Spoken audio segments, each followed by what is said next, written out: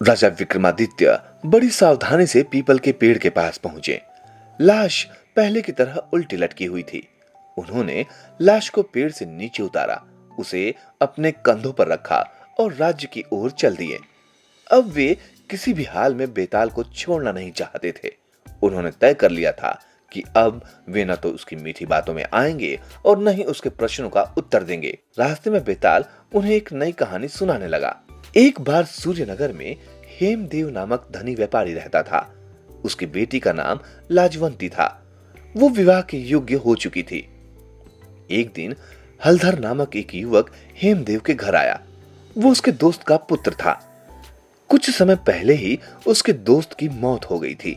हलधर ने बताया कि वो अपने पिता की मौत के बाद व्यापार करने के लिए एक टापू की ओर रवाना हुआ था, लेकिन रास्ते में तूफान आने से सब कुछ नष्ट हो गया।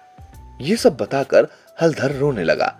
हेमदेव ने उसकी बात पर यकीन कर लिया और उसे दिलासा दिया कि सब ठीक हो जाएगा, लेकिन हकीकत कुछ और थी।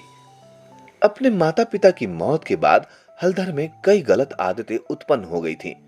वो शराब पीने और जुआ खेलने लगा था। ऐसे में वो अपने पिता का धन, माँ के गहने और जमीन जायदाद आदि सब कुछ हार गया। फिर वो इधर उधर मारा मारा भटकने लगा। तभी उससे अपने पिता के दोस्त हेमदेव की याद आई।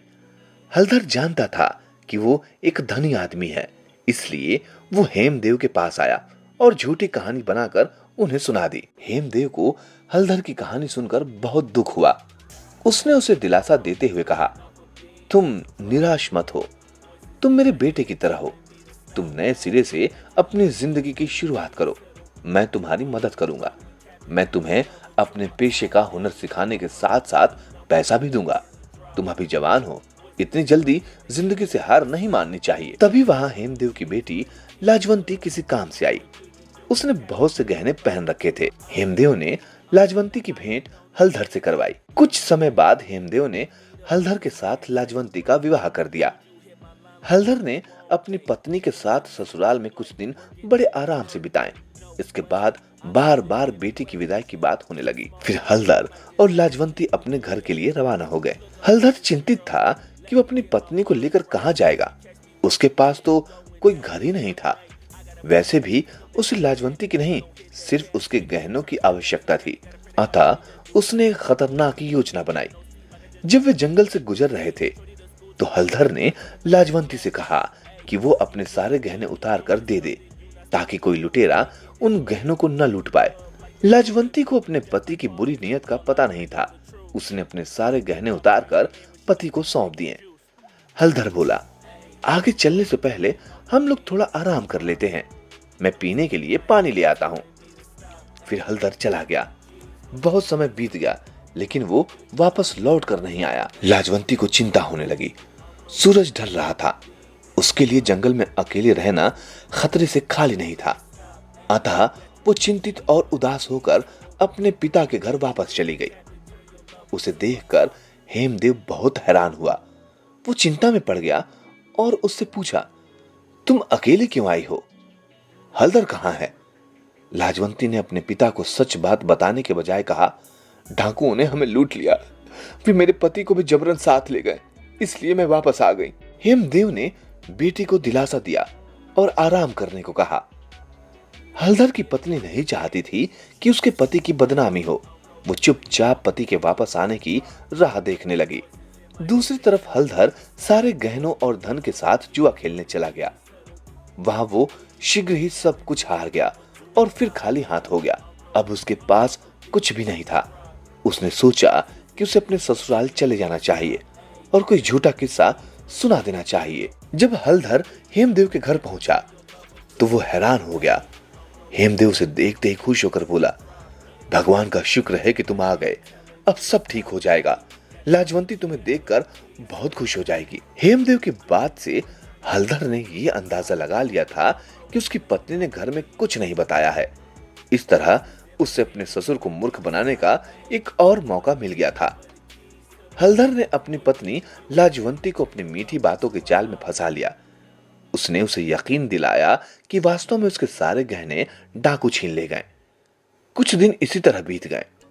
इस बार हलधर ज्यादा धन हथियाना चाहता था। वहां रहकर ऐसा नहीं हो सकता था। एक दिन हलधर ने हेमदेव से कहा, पिताजी, यहां मेरे लिए कोई काम नहीं है। मैं अपने घर जाकर कोई नया काम करना चाहता हूं। लाजवंती भी मेरे साथ जाएगी। ये सुनकर हेमदेव को बहुत अच्छा लगा कि उनका दामाद अपने पैरों पर खड़ा होना चाहता है। हेमदेव की पत्नी ने लाजवंती के लिए दोबारा बहुत से गहने तैयार करवा लिए थे। उन्होंने फिर बेटी की विदाई की तैयारी कर ली।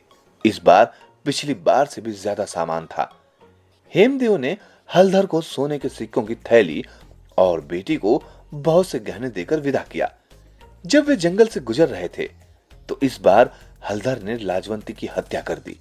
वो सारा धन और गहने लेकर भाग खड़ा हुआ। लाजवंती के माता पिता यही समझते रहे कि उनकी बेटी अपने पति के घर में सुखपूर्वक रह रही होगी। वे कहां जानते थे कि उनकी बेटी ससुराल के दरवाजे तक भी नहीं पहुंच पाई। हलधर ने उसे जंगल में मार डाला और उसकी लाश को जंगली जानवर खा गए।